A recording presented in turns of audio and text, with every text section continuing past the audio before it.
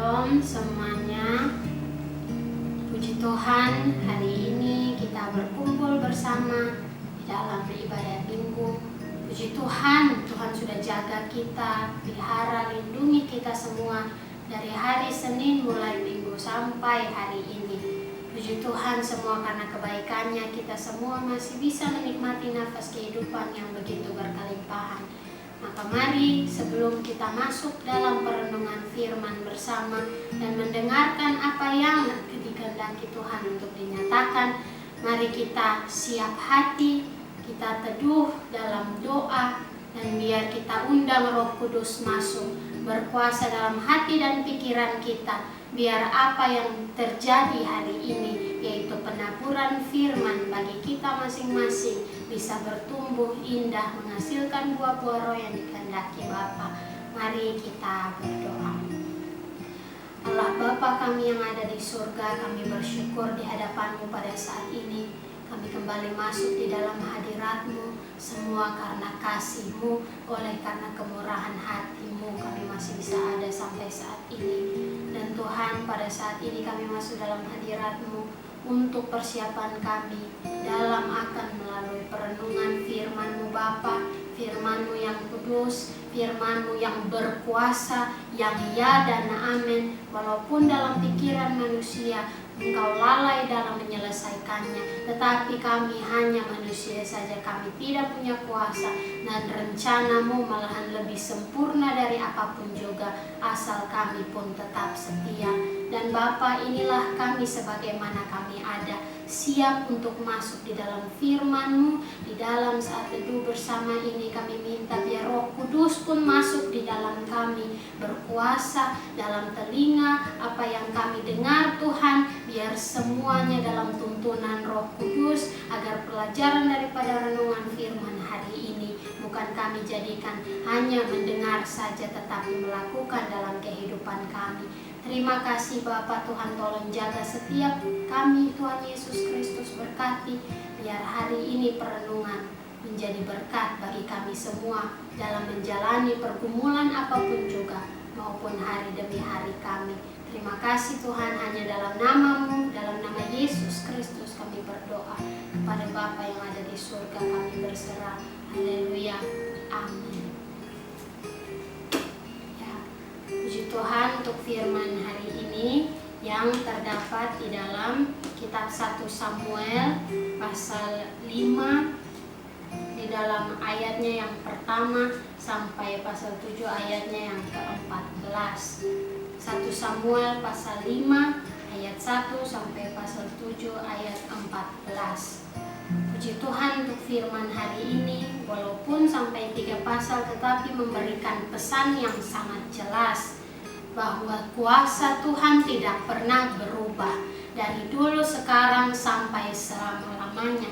Dan apa yang mau ditegaskan bagi kita dalam perenungan hari ini bersama kita belajar merenungkan bahwa Allah tidak bermain-main dalam hukumnya, terutama yang diberikannya untuk umat kepilihannya. Dan itulah yang terjadi di dalam pasal-pasal ini. Di dalam pasal 5 menyatakan di bawah perikop tabut Tuhan di tanah orang Filistin.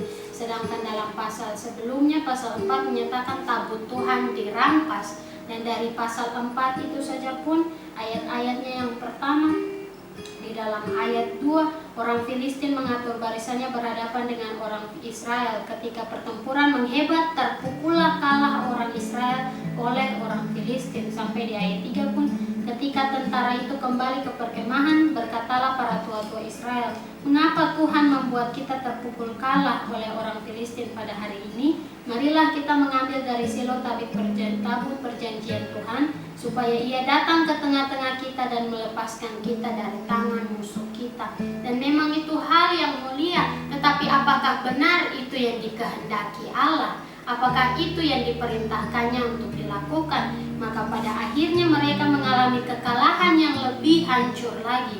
dan menghasilkan tabut Tuhan dirampas. Dan kelanjutannya berada dalam pasal 5, tabut Tuhan di tanah orang Filistin. Jika kita baca dari pasal 4 sebelumnya, sungguh begitu sengsara umat Israel. Kenapa saat sebelumnya dari pasal 3 menyatakan tentang Samuel yang dipilih menjadi nabi, yang dipilih dipanggil oleh Tuhan untuk pelayanannya, untuk perjalanannya dalam menyatakan firman Allah. Tetapi kenapa setelah itu langsung dinyatakan, mengapa Tuhan membuat kita terpukul kalah oleh orang Filistin pada hari ini? Padahal semenjak dulu dari zaman Musa, Yosua, mereka selalu menang karena Tuhan berada di pihak mereka. Itu memberikan pelajaran supaya jangan melangkah sendiri. Karena itulah kita sebagai manusia, kesombongan kita yang bahkan terkadang tidak kita pikirkan ada. Oh, saya bisa tentukan sendiri, saya bisa memutuskan sendiri. Firman mengatakan jangan lupakan Tuhan dalam perencanaan. Karena jika melupakan Tuhan bersandar pada kuat hebat sendiri, maka tidak akan berhasil, malahan akan menghasilkan kegagalan yang tidak akan memberikan keuntungan apapun juga. Dan di sini melanjutkan dalam tabut Tuhan di tanah orang Filistin, di tanah musuh.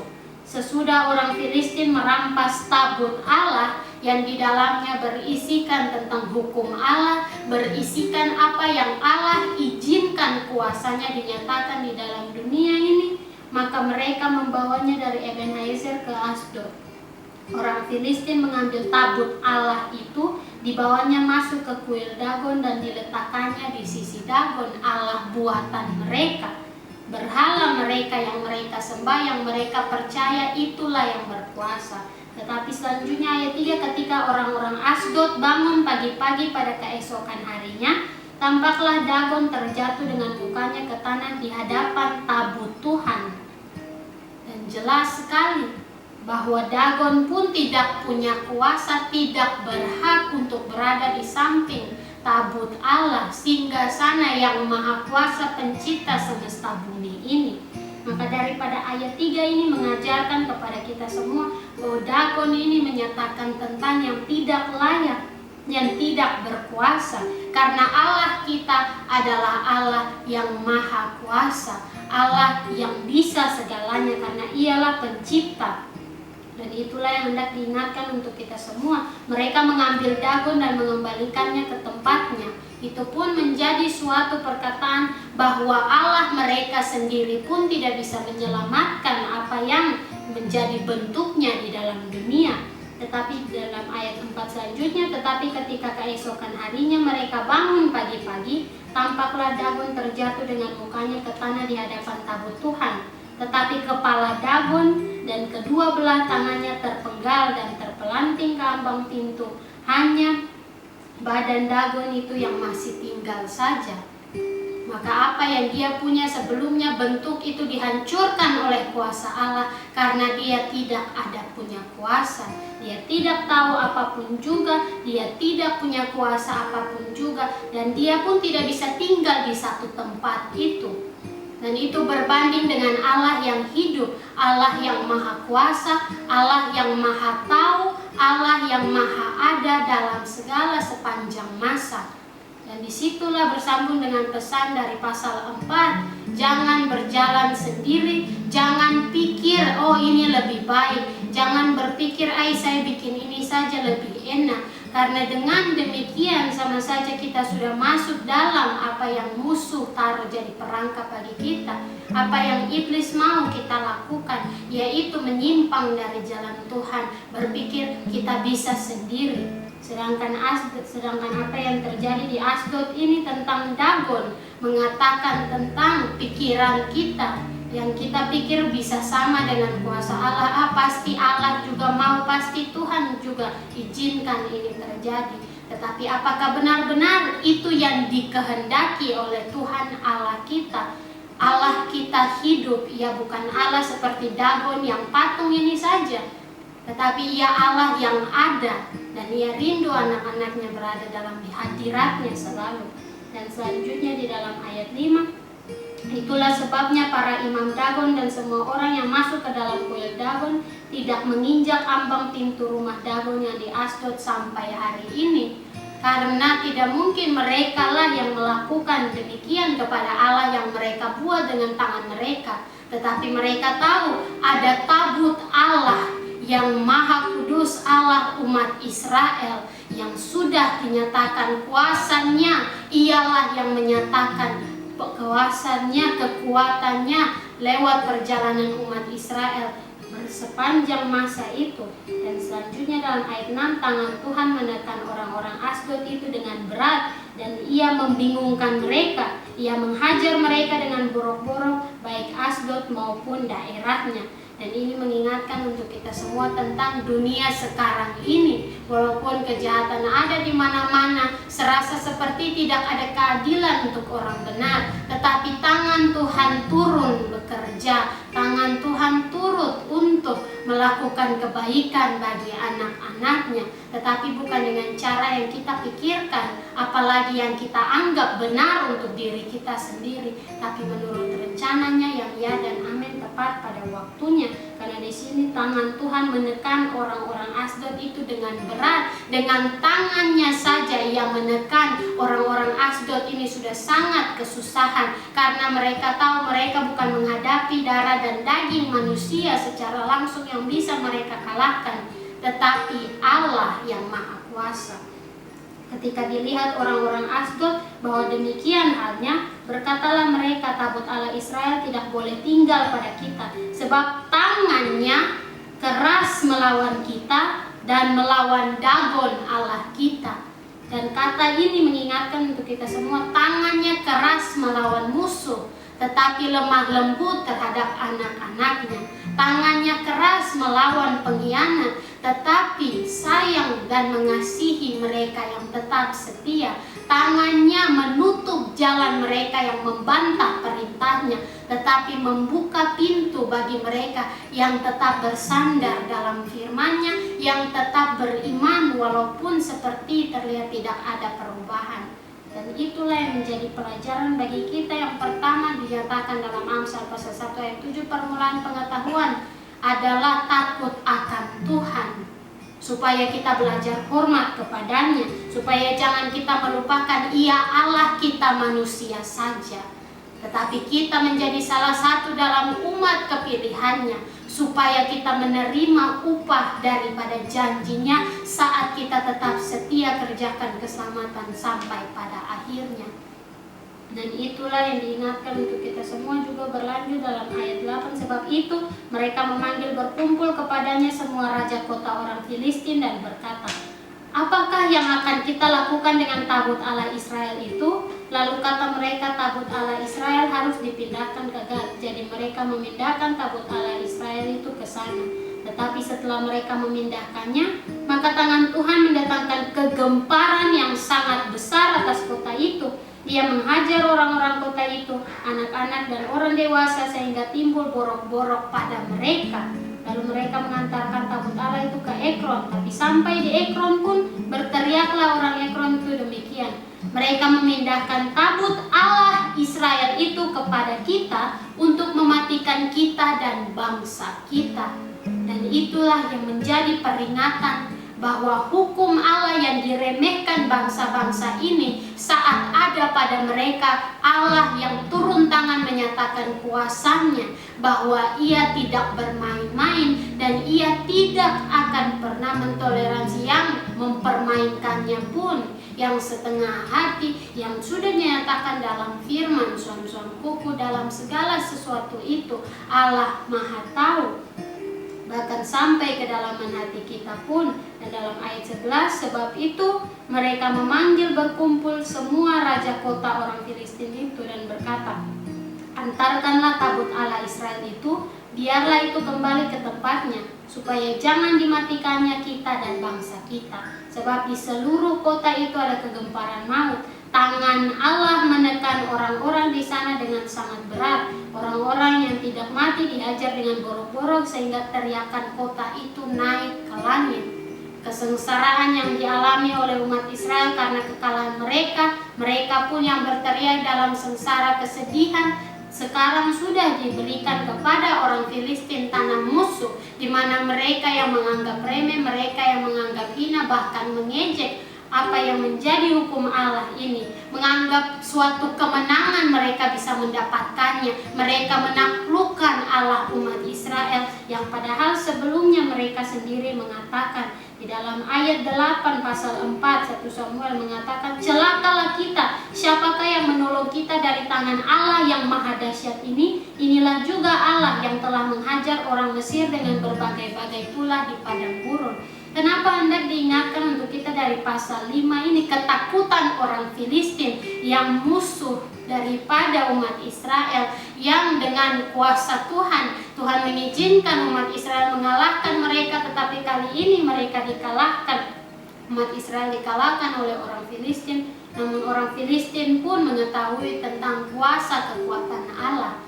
Itu pun mencerminkan dalam dunia sekarang ini, dalam zaman sekarang, akhir zaman ini, di mana dulunya musuh saja pun tahu kuasa Allah besar, Allah yang maha dahsyat. Mereka tahu perkara Allah, Allah yang sanggup memberikan tulah-tulah untuk mengeluarkan, menyelamatkan umat kepilihannya dari tangan orang-orang Mesir dengan cara yang ajaib dan luar biasa. Tapi apakah yang terjadi sekarang? Umat kepilihannya sendiri pun tidak mengenal kuasa Allah. Umat sendirinya pun tidak mengenal perkara Allah, bahwa apa yang diizinkannya tidak salah, tetapi baik dan benar untuk masing-masing kita. Dalam apa yang terjadi sekarang ini, pandemi yang dimana-mana mengajarkan kita untuk benar-benar merenungkan apakah betul kita tahu Allah kita itu adalah Allah yang maha kuasa, ataukah kita hanya belajar demikian saat kita masuk dalam pergumulan yang berat, saat kita ditekan, saat kita terasa seperti terpojokkan. Dan itulah yang menjadi peringatan untuk kita semua. Karena selanjutnya apa yang terjadi adalah ajaib. Dalam pasal 6, tabut dikembalikan kepada orang Israel tanpa orang Israel yang datang sendiri dan mengatakan kepada bangsa Filistin untuk mengembalikan tabut mereka, tapi Tuhan yang membawa, karena Tuhanlah yang menuntun mereka, Allah yang membawa mereka sejauh itu.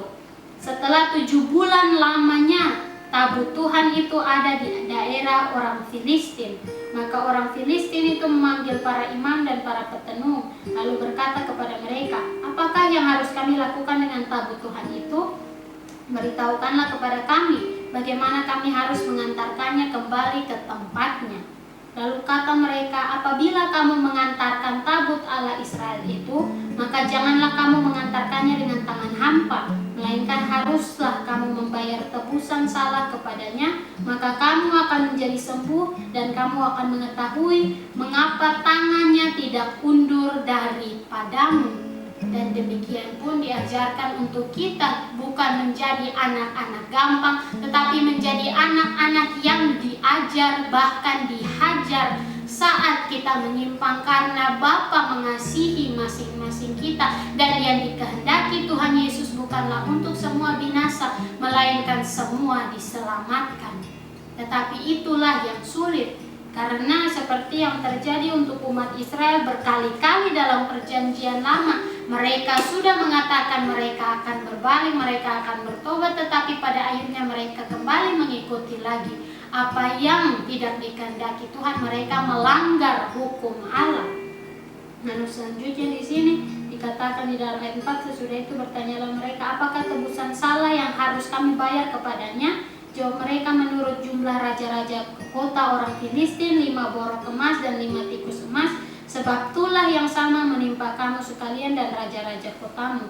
Jadi buatlah gambar borok-borokmu dan gambar tikus yang merusak tanahmu, dan sampaikanlah hormatmu kepada Allah Israel, yang melambangkan tentang kesengsaraan yang terjadi bagi mereka, namun dalam emas, karena kuasa Allah yang menjadikannya nyata, supaya mereka mengakui bahwa Allah umat Israel adalah Allah satu-satunya yang maha dahsyat dan dalam kuasa yang ya dan amin, tidak pernah gagal. Di situ selanjutnya mengatakan, mungkin ia akan mengangkat daripadamu daripada Allahmu dan daripada tanahmu, tangannya yang menekan dengan berat. Menyatakan bahwa Allah mereka sendiri pun tidak bisa mengangkat tangan Allah yang maha kuasa yang menekan mereka. Mengapa kamu berkeras hati, sama seperti orang Mesir dan Firaun berkeras hati? Bukankah mereka membiarkan bangsa itu pergi ketika ia mempermain-mainkan mereka? Ketika ia dengan tangannya memberikan tulah-tulah karena Firaun sendiri tidak mau untuk mengakui bahwa Allah sanggup membinasakan Mesir, tetapi mengizinkan tulah-tulah itu terjadi supaya menjadi pelajaran bukan hanya bagi Firaun tapi juga bagi umat Israel keseluruhannya, bahwa jangan bermain-main dengan Tuhan Allah kita. Karena di sini mengajarkan dari pasal 6 ini rendah hati untuk menyatakan kuasa Tuhan yang terjadi, biar Tuhan yang ambil alih. Karena dari pasal sebelumnya mengatakan tentang jangan kita mengambil jalan sendiri. Pasal 5 mengingatkan kita bahwa jangan sampai kita masuk dalam pihak musuh. Mengatakan bahwa ada sendiri, ada pilihan, ada jalan sendiri. Sedangkan yang Allah sediakan pun lebih baik, walaupun memakan waktu, walaupun terasa lama, walaupun terasa seperti tidak akan ada perubahan. Tapi selanjutnya lah yang diingatkan untuk kita semua, bahwa mengapa kamu berkeras hati sama seperti orang Mesir dan Firaun berkeras hati? Janganlah berkeras hati dalam panggilannya, dalam firman-Nya yang hendak ditaburkannya dalam hati masing-masing kita. Janganlah berkeras hati.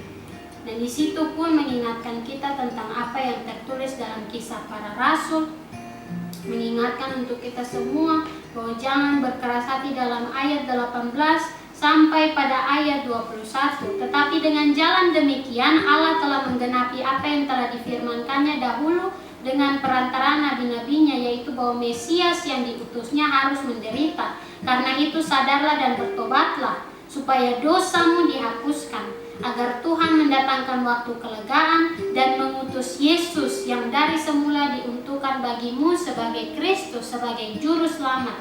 Kristus itu harus tinggal di surga sampai waktu pemulihan segala sesuatu, seperti yang difirmankan Allah dengan perantara nabi-nabinya yang kudus di zaman dahulu. Dan itulah yang telah terjadi bagi kita, mengingatkan untuk kita semua tetap berjuang walaupun pergumulan dalam dunia berat hari demi hari. Sama seperti orang-orang ini, raja-raja bangsa Filistin yang mereka ditekan dengan berat, tapi pada akhirnya dengan pengakuan mereka sendiri, dengan renungan hati mereka sendiri, mereka merendahkan diri untuk memberikan tebusan salah kepada Allah umat Israel yang maha kuasa. Sama pun yang terjadi bagi Raja Nebukadnezar, yang dimana dia sudah diingatkan tetapi dia tetap sombong, namun pada akhirnya dalam renungan pengakuan dirinya sendiri, ia mengaku hanya Allah sajalah, Allah umat Israel yang layak untuk bertahta di tempat yang maha tinggi, yang mulia dalam kekudusannya. Dan selanjutnya dalam ayat 7, oleh sebab itu ambillah dan siapkanlah sebuah kereta baru dengan 2 ekor lembu yang menyusui, yang belum pernah kena kuk. Pasanglah kedua lembu itu pada kereta, tapi bawalah anak-anaknya kembali ke rumah, supaya jangan mengikutinya lagi. Kemudian ambillah tabut Tuhan, muatkanlah itu ke atas kereta, dan letakkanlah benda-benda emas yang harus kamu bayar kepadanya sebagai tebusan salah ke dalam suatu peti di sisinya, dan biarkanlah tabut itu pergi. Daripada ayat 7 saja pun banyak yang dilambangkan untuk kita semua. Oleh sebab itu ambillah dan siapkanlah sebuah kereta baru, supaya dalam kereta baru itu pun menyatakan tentang lembar baru dalam kehidupan kita, untuk kita bertobat, untuk kita mengaku dosa di hadapan Allah yang Maha Kuasa, di hadapan Kristus Juru Selamat kita, di hadapan kaki salibnya. Dan di situ selanjutnya mengatakan tentang dengan 2 ekor lembu yang menyusui, yang belum pernah kena kuk. 2 ekor lembu yang menyusui ini mengatakan tentang tempat dan waktu, karena dalam ayat 9 selanjutnya perhatikanlah, apabila tabut itu mengambil jalan ke daerahnya, ke Bet-Semes, maka dialah itu yang telah mendatangkan malapetaka yang hebat ini kepada kita. Dan jika tidak, maka kita mengetahui bahwa bukanlah tangannya yang telah menimpa kita, kebetulan saja hal itu terjadi kepada kita. Tetapi waktu dan tempat membuktikan kuasa Allah terjadi menurut rencananya. Tidak ada yang dapat membelokkan rencananya secara tiba-tiba. Ia Allah yang maha kuasa. Dan itu pun mengingatkan untuk kita, kenapa 2 ekor lembu yang menyusui?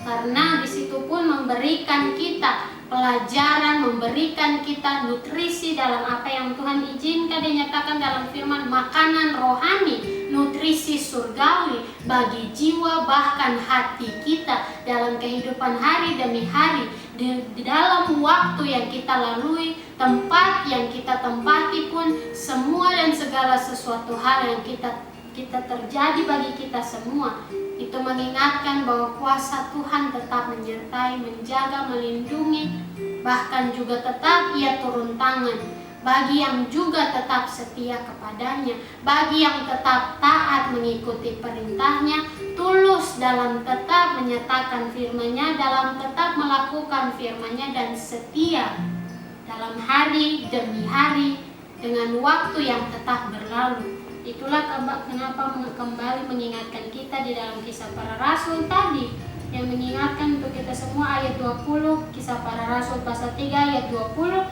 agar Tuhan mendatangkan waktu kelegaan, bahkan dari ayat 19, supaya jelas bagi kita. Karena itu sadarlah bahwa Ia Allah yang maha kuasa, bukan Allah yang bermain-main saja.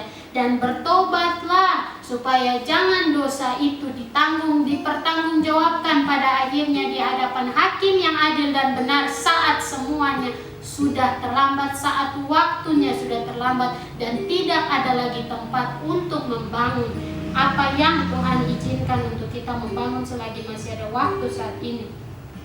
Supaya dosamu dihapuskan, agar Tuhan mendatangkan waktu kelegaan dan mengutus Yesus yang dari semula diuntukkan bagimu sebagai Kristus. Mengapa demikian dinyatakan mendatangkan waktu kelegaan dan mengutus Yesus yang dari semula diuntukkan bagimu? Karena bagi mereka yang bertobat, bagi mereka yang dimenangkan jiwanya, mereka yang benar-benar mengerjakan keselamatan, mereka itulah yang mempercepat kedatangan Tuhan. Karena merekalah yang termasuk nama-nama yang terdaftar di dalam kitab Anak Domba, kitab kehidupan yang terdaftar untuk mendapat upah di dalam kerajaan Bapa di surga. Dan disitulah membawa kita selanjutnya.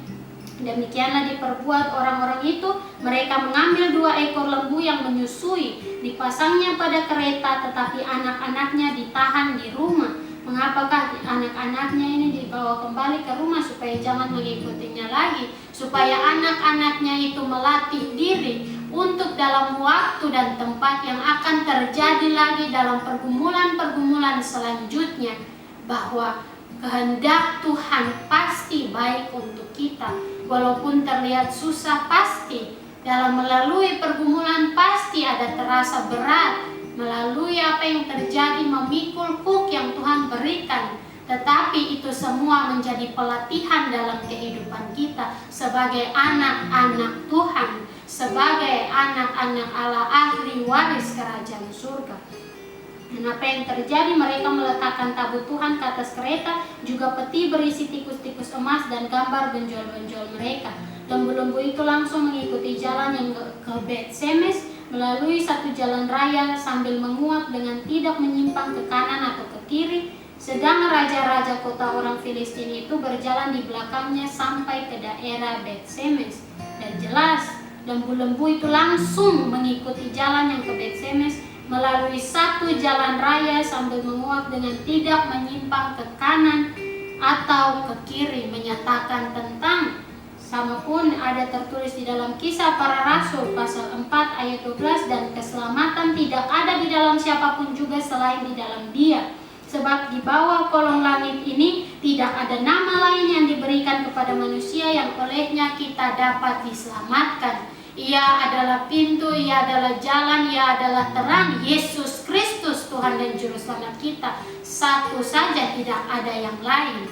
Itulah yang diingatkan untuk kita semua. Kereta itu sampai ke ladang Yosua, orang Bet-Semes itu, dan berhenti di sana. Di sana ada batu besar. Mereka membelah kayu kereta itu dan mereka mempersembahkan lembu-lembu sebagai korban bakaran kepada Tuhan.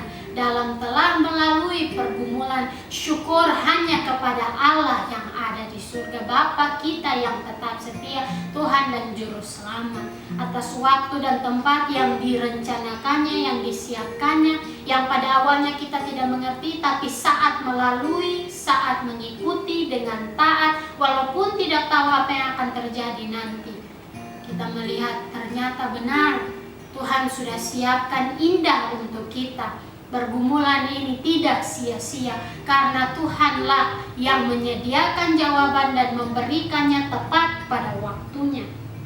Dan selanjutnya di situ dalam ayat 15, orang-orang suku Lewi menurunkan tabut Tuhan dengan peti yang ada di sebelahnya, dan di dalamnya ada benda-benda emas itu, lalu menaruhnya di atas batu besar itu. Dan pada hari itu orang-orang Bet-Semes mempersembahkan korban bakaran dan korban sembelihan kepada Tuhan. Ketika kelima raja kota orang Filistin melihat hal itu, pulanglah mereka ke Ekron pada hari itu juga. Inilah benjol-benjol emas yang diwayar orang Filistin kepada Tuhan sebagai tebusan salah, dari Asdod, dari Gaza, dari Askelon, dari Gat, dari Ekron, dari kota-kota yang terkenal sebagai mengalahkan kota-kota lainnya. Mereka yang kuat dari pandangan mata manusia, tetapi mereka tunduk di hadapan Allah, di hadapan kuasa Allah umat Israel. Dan di situ pun mengajarkan untuk kita semua dalam zaman sekarang ini, musuh terbesar kita sebagai anak-anak Tuhan bukanlah manusia, bukanlah darah dan daging, tetapi iblis, roh setan yang berterbangan di udara untuk mencari mana yang membuka celah, mana yang berpikir dia bisa sendiri, mana yang mau memilih hidupnya untuk tidak mengikuti apa yang Tuhan kehendaki, untuk tidak terrantai dalam hukum Allah. Karena itulah yang dirasakan mereka. Tetapi disitulah yang diingatkan untuk kita semua. Iblis pun tahu dia ada waktunya. Iblis tahu dia akan dihukum, dan dia pun takut terhadap Yesus Kristus. Maka janganlah kita sebagai anak-anak Tuhan menganggap enteng, menganggap remeh, tertawa sana sini dalam waktu yang masih ada. Karena jelas dari perjanjian lama, zaman demi zaman, semakin banyak waktu, semakin banyak kesempatan. Manusia diberikan kesempatan untuk mencari cobaan, untuk melakukan apa yang iblis tawarkan. Karena iblis pun mau menyeret banyak orang untuk masuk dalam kebinasaan bersamanya. Dia mau banyak orang menderita bersama-sama dengan dia. Menderita bukan dengan tertawa-tertawa, tetapi dalam jeritan, bahkan gertakan gigi yang betul-betul menyakitkan. Penyiksaan yang kekal, dan itulah yang diingatkan untuk kita semua.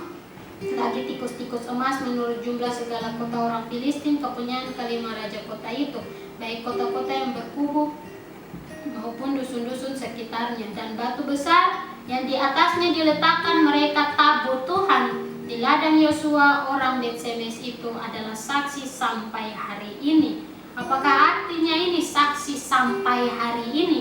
Mengingatkan untuk kita semua bahwa kuasa Allah tetap ada, tetap di atas kita, menaungi anak-anaknya, dan Ia tidak pernah melepaskan mereka. Saksi ada pada waktu zaman yang telah berlalu menyatakan kuasa Allah tetap setia bagi mereka yang tetap setia, bagi mereka, bahkan mereka pun yang sudah memberontak. Allah menyatakan kuasanya untuk jadi peringatan untuk yang masih tersisa, supaya jangan mereka juga ikut jatuh dalam pemberontakan dan juga mengalami penderitaan dalam kehancuran yang mereka bawa untuk diri mereka sendiri dengan berdosa.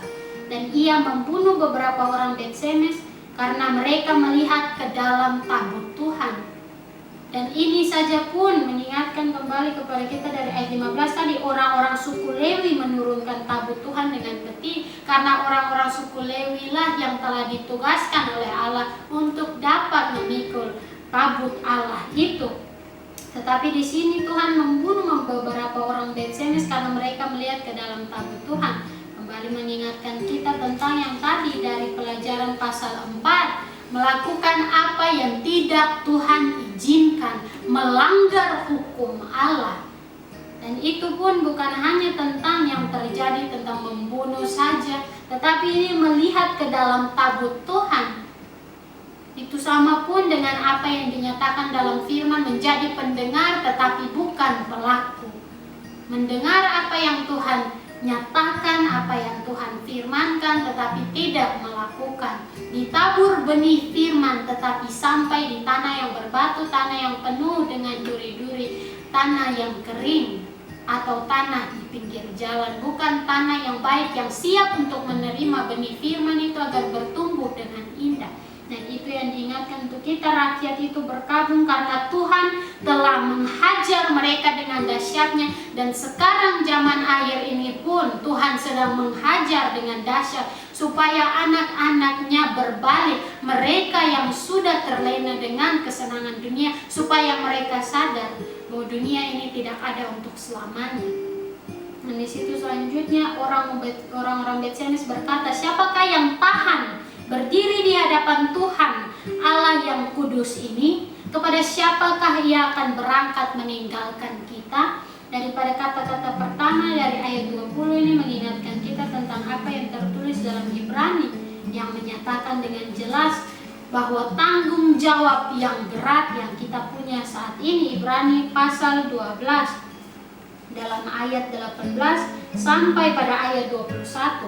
Sebab kamu tidak datang kepada gunung yang dapat disentuh dan api yang menyala-nyala, kepada kekelaman, kegelapan dan angin badai, kepada bunyi sangkakala dan bunyi suara yang membuat mereka yang mendengarnya memohon supaya jangan lagi berbicara kepada mereka.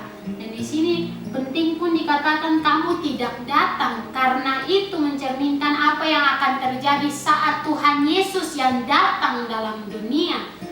Dalam apa yang terjadi, api yang menyala-nyala, kekelaman, kegelapan, angin badai, bunyi sangkakala menyatakan kedatangan Tuhan yang Maha Kuasa, kedatangan Sang Juru Selamat, tetapi untuk menyelamatkan, mengangkat dan menyelamatkan mereka yang tetap setia, mereka yang tetap beriman sampai pada akhirnya. Dan di situ mengatakan supaya jangan lagi berbicara kepada mereka, sebab mereka tidak tahan mendengar perintah ini. Bahkan jika binatang pun yang menyentuh gunung, ia harus dilempari dengan batu. Sama halnya pun dengan tabut Allah, jika yang bukan dari suku Lewi bahkan menyentuh saja pun pasti akan ada hukuman, dan hukuman itu adalah kematian. Dan di situ selanjutnya, dan sangat mengerikan pemandangan itu sehingga Musa berkata, aku sangat ketakutan dan sangat gemetar akan kuasa Allah yang maha dahsyat, yang tetap ada, tidak pernah berubah. Dan itulah yang diingatkan untuk kita. Lalu mereka mengirim utusan kepada penduduk Kiryat Yearim dalam 1 Samuel pasal 6 kembali dalam ayat 21 dengan pesan, orang Filistin telah mengembalikan tabut Tuhan, datanglah dan angkutlah itu kepadamu. Lalu orang-orang Kiryat Yearim datang, mereka mengangkut tabut Tuhan itu dan membawanya ke dalam rumah Abinadab yang di atas bukit, dan Eleazar anaknya. Mereka kuduskan untuk menjaga tabut Tuhan itu. Dan pada akhirnya peringatan yang diberikan untuk umat Israel. Dari pasal 5 menyatakan tentang kisah yang terjadi di tanah musuh. Pasal 6 adalah mereka merendahkan diri karena tangan Tuhan yang turun tangan untuk menekan mereka, untuk menantang mereka, supaya mereka melihat dan merenungkan sendiri apakah benar mereka punya kekuatan untuk melawan Allah yang maha dahsyat. Dan dalam sepanjang itu juga menjadi cermin bagi zaman sekarang ini. Banyak orang yang menentang Tuhan, banyak orang yang menantang kuasa Tuhan. Tetapi bagi kita anak-anaknya yang Tuhan mau, bukan melawan lagi, bukan membalas kata-kata yang keras dengan kata-kata yang keras kembali, kata-kata yang kasar dengan kata-kata yang kasar, bukan balas jahat dengan jahat, bukan balas ejekan dengan dendam, bukan balas ejekan dengan sindiran, tapi berdiam diri minta tuntunan Roh Kudus supaya jangan sampai kita menjadi seperti orang-orang yang ada terjadi dalam ayat 19. Mereka masuk melihat tabut Tuhan padahal mereka tidak melakukan. Karena semua yang terjadi sekarang ini tertulis di dalam buku kehidupan kita masing-masing, baik maupun buruk, kebenaran maupun dosa. Dan apa yang akan terjadi pada akhirnya adalah Bapa yang menghakimi. Apakah dosa kita yang lebih banyak ataukah kita lebih banyak melakukan kebenaran? Zaman dulu dosa langsung mati, tetapi sekarang ditumpuk disimpan untuk penghakiman akhir. Karena hakim yang adil dan benar telah memutuskan bahwa hanya akan ada sedikit saja yang tersisa. Banyak yang terpanggil tapi sedikit yang terpilih. Dan itu yang diingatkan untuk kita. Sejak saat tabut itu tinggal di Kiryat Yearim, berlalulah waktu yang cukup lama. Di dalam bawah perikop, orang Filistin terpukul kalah dekat Mispa, yakni 20 tahun. Loncatan waktu yang begitu panjang, dan sepanjang waktu itu pun mengingatkan untuk kita banyak yang pasti terjadi. Tetapi bukan berarti Allah meninggalkan anak-anaknya begitu saja. Allah melepaskan tangan daripada umat kepilihannya. Bapa tetap melihat, Bapa tetap menjaga dan memelihara. Dan itu yang menjadi peringatan bagi kita. Sadarlah dan bertobatlah. Sadarlah bahwa Ia hakim yang adil dan benar. Sadarlah bahwa Ia Allah yang maha dahsyat. Ia pencipta, Ia berhak memutuskan siapa yang hidup dan siapa yang mati. Karena nafas ini pun adalah daripada kuasa-Nya, bukan milik kita sendiri. Dan selanjutnya dalam ayat 2 tadi pasal 7, dan seluruh kaum Israel mengeluh kepada Tuhan. Lalu berkatalah Samuel kepada seluruh kaum Israel demikian, jika kamu berbalik kepada Tuhan dengan segenap hati, maka jauhkanlah para allah asing dan para Asitoret dari tengah-tengahmu, dan tujukan hatimu kepada Tuhan dan beribadahlah hanya kepadanya. Maka Ia akan melepaskan kamu dari tangan orang Filistin. 20 tahun lamanya baru kaum umat Israel bersama berseru mengeluh kepada Tuhan. 20 tahun lamanya baru mereka mau mengaku mereka butuh pertolongan Tuhan. Sedangkan pihak musuh saja pun saat sudah 7 bulan lamanya mereka langsung mengatakan kepada petenung dan para imam mereka apa yang harus mereka lakukan. Tabut Allah yang maha kuasa ini ada pada kami. Sungguh terlalu dahsyat tekanannya, sungguh terlalu dahsyat kuasanya. Tetapi umat Israel 20 tahun yang lama baru menyadari bahwa mereka harus mengeluh kepada Tuhan. Itulah mengapa Samuel mengatakan, jika kamu berbalik kepada Tuhan dengan segenap hati. Karena itulah yang Allah kehendaki, dengan segenap hatimu, dengan segenap akal budimu, dengan segenap kekuatanmu. Karena Ialah Allah yang menuntun kita selalu. Maka jauhkanlah para allah asing, jauhkanlah apa yang membuat kita menyimpang, para Asitoret dari tengah-tengahmu, dan tujukan hatimu kepada Tuhan dan beribadahlah hanya kepadanya. Maka Ia akan melepaskan kamu dari tangan orang Filistin, dari tangan para penghimpit, dari tangan para lalang. Karena Tuhan menaruh benih dalam hidup kita supaya kita bertumbuh menjadi gandum, menghasilkan butir-butir gandum yang baik dan benar yang dikehendakinya. Kemudian orang-orang Israel menjauhkan para Baal dan para Asitoret dan beribadah hanya kepada Tuhan. Lalu berkatalah Samuel, kumpulkanlah segenap orang Israel ke Mispa, maka aku akan berdoa untuk kamu kepada Tuhan. Setelah berkumpul di Mispa, mereka menimba air dan mencurahkannya di hadapan Tuhan. Mereka juga berpuasa pada hari itu dan berkata di sana, kami telah berdosa kepada Tuhan.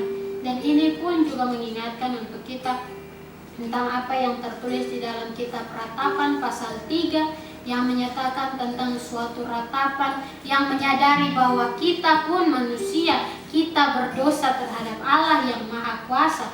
Di dalam Ratapan pasal 3 ayat 39 sampai ayat 42, mengapa orang hidup mengeluh? Biarlah setiap orang mengeluh tentang dosanya. Marilah kita menyelidiki dan memeriksa hidup kita. Itu pun sama tentang pesan yang terdapat dalam Kisah Para Rasul. Sadarlah dan bertobatlah dan berpaling kepada Tuhan.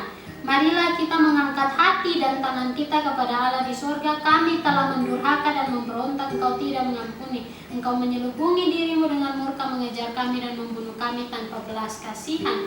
Tetapi kembali teringat lagi dalam ayat sebelumnya, ayat 32, karena waktu walau ia mendatangkan susah, ia juga menyayangi menurut kebesaran kasih setianya yang tidak ada akhir dari dulu, sekarang, sampai selama-lamanya. Dan itu membuat kita lanjut kembali dalam 1 Samuel pasal 7. Di dalam ayat 7, ketika didengar orang Filistin bahwa orang Israel telah berkumpul di Mispa, majulah raja-raja kota orang Filistin mendatangi orang Israel. Serta didengar orang Israel demikian, maka ketakutanlah mereka terhadap orang Filistin. Dan inilah bedanya pihak musuh. Mereka tetap memberontak, mereka tetap melawan. Tetapi mengingatkan untuk kita semua, jangan kita pun masuk dalam salah satu yang termasuk pihak musuh di mata Allah, yang berbalik memberontak daripadanya. Lalu kata orang Israel kepada Samuel, janganlah berhenti berseru bagi kami kepada Tuhan Allah kita, supaya ia menyelamatkan kami dari tangan orang Filistin itu. Dan inilah yang dikehendaki oleh Bapa, karena sebelumnya mereka berpikir membawa tabut Allah akan memberi kemenangan. Tetapi di sini mereka berseru untuk Allah yang memberikan mereka kemenangan. Sesudah itu Samuel mengambil seekor anak domba yang menyusu, lalu mempersembahkan seluruhnya kepada Tuhan sebagai korban bakaran. Dan ketika Samuel berseru kepada Tuhan bagi orang Israel, maka Tuhan menjawab dia, karena benar-benar ada pengakuan diri dari masing-masing umat Israel itu, supaya mereka menyadari bahwa yang mereka butuhkan bukanlah suatu benda yang mereka bisa bawa kemana-mana, karena benda itu pun benda biasa jika tidak dikuduskan oleh kuasa Allah yang Maha Kudus. Dan itulah yang mengingatkan untuk kita semua, yang Tuhan hendak ingatkan pun daripada ini, tentang di dalam doa, kata-kata yang manis saja yang hanya untuk dilihat orang, itu pun sama hanya dengan berpikir bahwa memikul tabut Allah pasti memberikan kemenangan. Tetapi yang Tuhan mengingatkan bukan hanya memikul, namun juga melakukan berseru kepada Allah yang memberikan tabutnya itu menjadi singgasana, menjadi kursi tahta kemuliaannya di tengah-tengah kehidupan kita. Dan di situ selanjutnya, sedang Samuel mempersembahkan korban bakaran itu, majulah orang Filistin berperang melawan orang Israel. Tetapi pada hari itu Tuhan mengguntur dengan bunyi yang hebat ke atas orang Filistin dan mengacaukan mereka, sehingga mereka terpukul kalah oleh orang Israel. Dan di saat ini pun kuasa Allah turun tangan membantu umat Israel dan memberikan kemenangan bagi mereka. Keluarlah orang-orang Israel dari Mispa mengejar orang Filistin itu dan memukul mereka kalah sampai hilir Betkat. Kemudian Samuel mengambil sebuah batu dan mendirikannya antara Mispa dan Yesana. Ia menamainya Ebenezer. Katanya, sampai di sini Tuhan menolong kita. Dan ini bukan berarti bahwa hanya sampai di sini saja, selanjutnya tidak.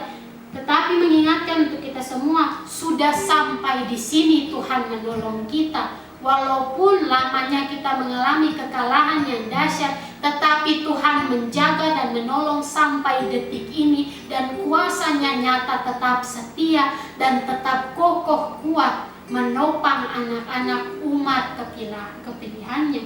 Demikianlah orang Filistin itu ditundukkan dan tidak lagi memasuki daerah Israel. Tangan Tuhan melawan orang Filistin seumur hidup Samuel, dan kota-kota yang diambil orang Filistin daripada Israel kembali pula kepada Israel, mulai dari Ekron sampai Gad. Dan orang Israel merebut daerah sekitarnya dari tangan orang Filistin. Antara orang Israel dan orang Amori ada damai. Dan daripada ayat yang paling terakhir ini mengingatkan kita tentang apa yang tertulis di dalam kitab Wahyu. Di dalam kitab Wahyu pasal 3 menjadi penguatan, namun juga firman peringatan bagi anak-anak Tuhan, supaya jangan menyerah namun tetap setia, karena tidak sia-sia walaupun melalui banyak tantangan.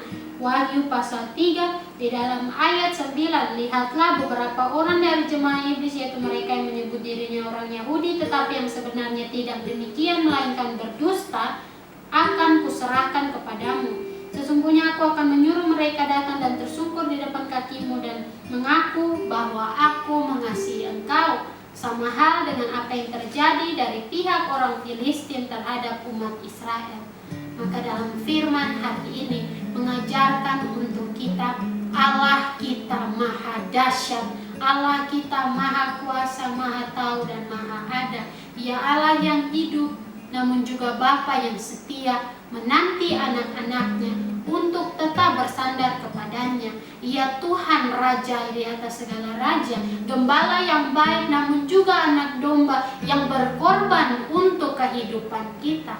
Dan itulah yang mengajarkan dalam hari ini, sama halnya seperti pesan yang terdapat di dalam kitab Kisah Para Rasul tadi, pasal 3 di dalam ayat yang ke-19, karena itu sadarlah dan bertobatlah supaya dosamu dihapuskan. Maka biarlah kita pun tetap mengerjakan keselamatan, tetap tulus taat setia dalam apa yang Tuhan Yesus firmankan.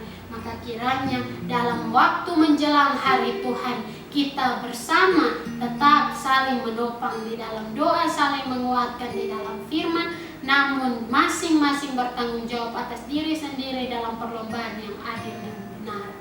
Kiranya firman hari ini menjadi berkat bagi kita. Tuhan Yesus Kristus memberkati kita semua sampai waktu Tuhan Yesus datang kembali ke dunia untuk yang kedua kali.